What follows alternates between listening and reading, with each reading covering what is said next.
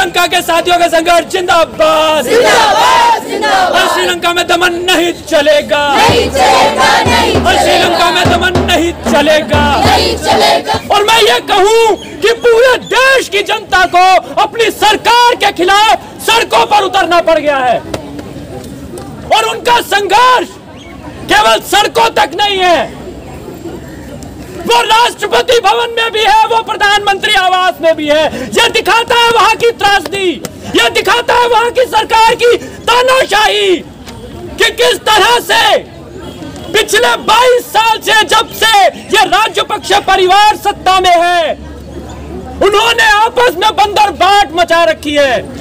वहां पर दवाइयां नहीं है, श्रीलंका के लोगों के पास दवाइयां नहीं है। बुद्धिस्ट होने के नाम पर वहां पॉलिटिक्स की जाती है, जिस तरह से हम भारत में देखते हैं हिंदू होने के नाम पर, हिंदुत्व के नाम पर राजनीति की जा रही है। शपथ वो लेते हैं संविधान की, राजनीति करेंगे धर्म धर्म की तू तो मुसलमान है, तू हिंदू है, तू अलग है। किसी देश का राष्ट्रपति अगर भगोड़ा हो जाए तो हम सोच सकते हैं कि उसने क्या क्या काले कारनामे किए होंगे।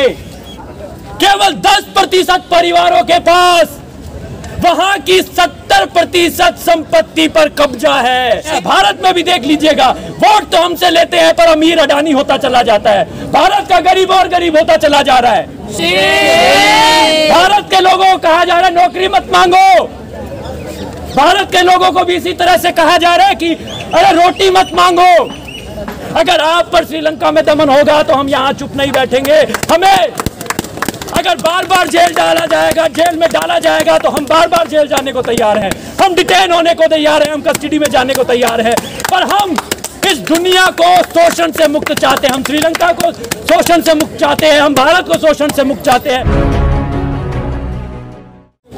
और मैं ये कहूं कि पूरे देश की जनता को अपनी सरकार के खिलाफ सड़कों पर उतरना पड़ गया है और उनका संघर्ष केवल सड़कों तक नहीं है, वो राष्ट्रपति भवन में भी है, वो प्रधानमंत्री आवास में भी है। यह दिखाता है वहां की त्रासदी, यह दिखाता है वहां की सरकार की तानाशाही कि किस तरह से पिछले 22 साल से जब से यह राजपक्ष परिवार सत्ता में है, उन्होंने आपस में बंदर बाट मचा रखी है।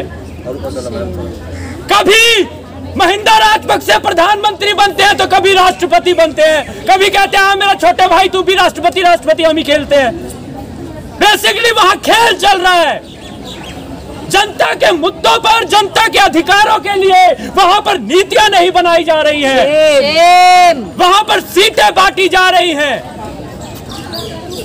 कभी राष्ट्रपति होते हैं, कभी प्रधानमंत्री होते हैं, और इन सब में वहां की आम जनता है, जो मेहनतकश जनता है, वो पिसती चली जा रही है।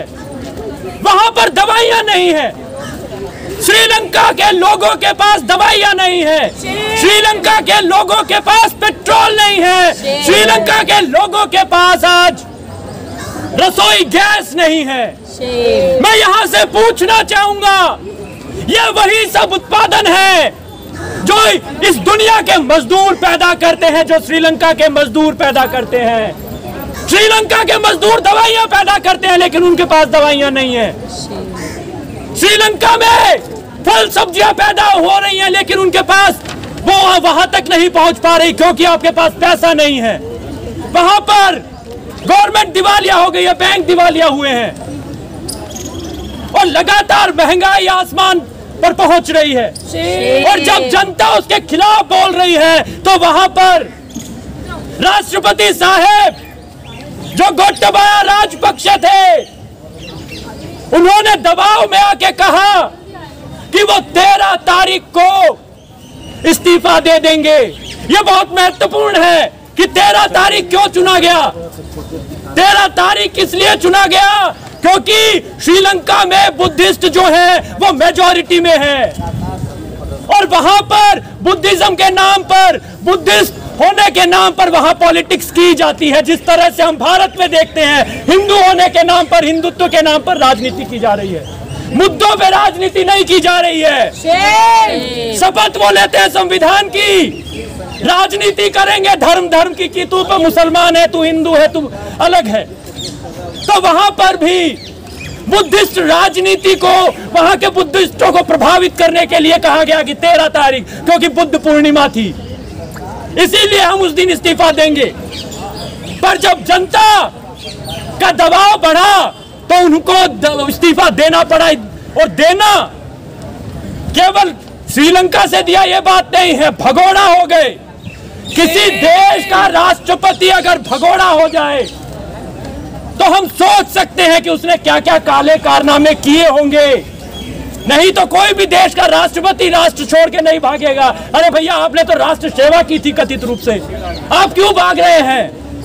यानी उसे मालूम था कि उसकी जो नीतियां थी वो जनता विरोधी नीतियां थी, उनकी जो नीतियां थी वो जनता का दमन करने वाली नीतियां थी। और यही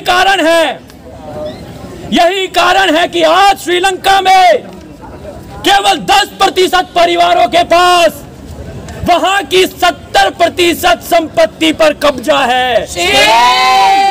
और वहां की 50% से ज्यादा आबादी के पास केवल 4% संपत्ति है, जो दिखाता है, संकट को दिखाता है वहां के गंभीर, कि कितना गहरा संकट होगा कि 50% लोगों के पास, जो इस पूरी अर्थव्यवस्था को वहां की चला रहे हैं, उनके पास केवल जीने तक के साधन नहीं है, उनके पास साफ पानी नहीं है, उनके पास खाने को बेहतर खाद्य पदार्थ नहीं है, वो बस महंगाई की मार झेल रहे हैं। और इसी से त्रस्त होकर वहां की जनता को सड़क पर आना पड़ा। और लगातार वहां जो राजनीतिक क्राइसिस चल रहा है, हम कहते हैं कि हमें हमेशा बताया जाता है कि लोकतंत्र है, हम अपने नेता चुनकर भेजते हैं।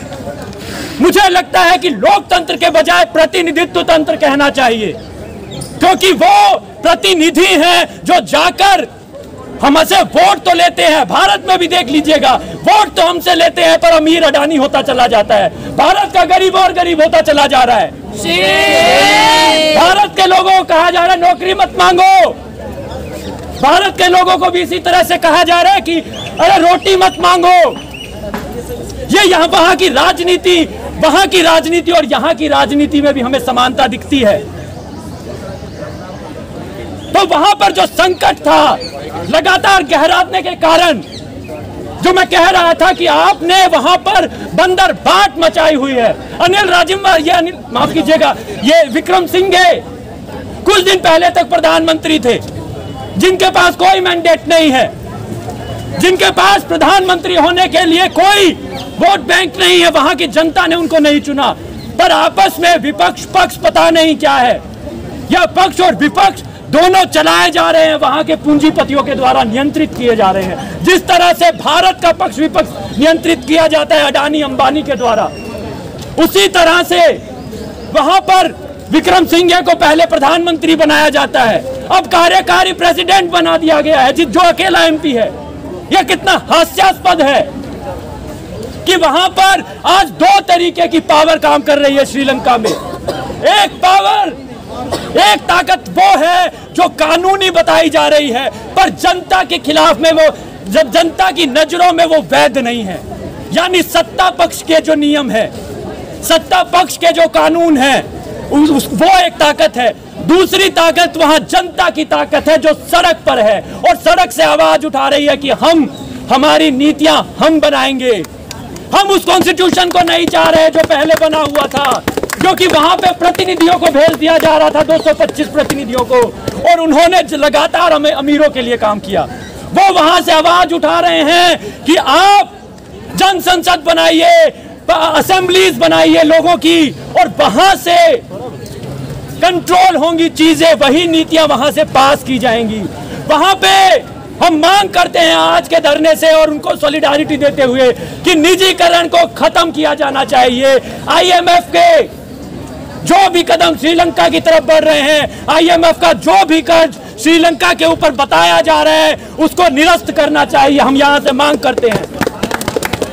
हम दूसरी मांग करते हैं कि वहां की जनता के हित में वहां पे सहकारी समितियां बननी चाहिए, ताकि वहां के आर्थिक जो अर्थव्यवस्था है उसमें बदलाव हो सके, वहां पर अर्थव्यवस्था में लोगों की भूमिका हो, वहां पे स्कूलों का, शिक्षा का नौकरियों का निजीकरण बंद होना चाहिए और वहां की जनता ये मांग कर रही है और हम जानते हैं कि इस देश में भी इसी तरह की मांगे यहाँ के लोग कर रहे हैं। इसलिए हम यहाँ से उनको सॉलिडारिटी देते हैं कि हम आपके साथ हैं। आपके अगर कोई दमन होता है तो उसके खिलाफ भी हम यहाँ से आवाज आपके गवर्नमेंट के खिलाफ, जो भी गवर्नमेंट बनी है उसके खिलाफ उठाएंगे। हमें 14 जुलाई को जब हम श्रीलंका एम्बेसी पे प्रदर्शन करने जा रहे थे, पीसफुल शांति प्रदर्शन करने जा रहे थे, तो हमें उठा लिया गया। लेकिन हम यहाँ से श्रीलंका वासियों को, आंदोलनरत लोगों को ये बताना चाहते हैं कि हम इस दमन से यहाँ भी डरने वाले नहीं हैं। अगर आप पर श्रीलंका में दमन होगा तो हम यहाँ चुप नहीं बैठेंगे।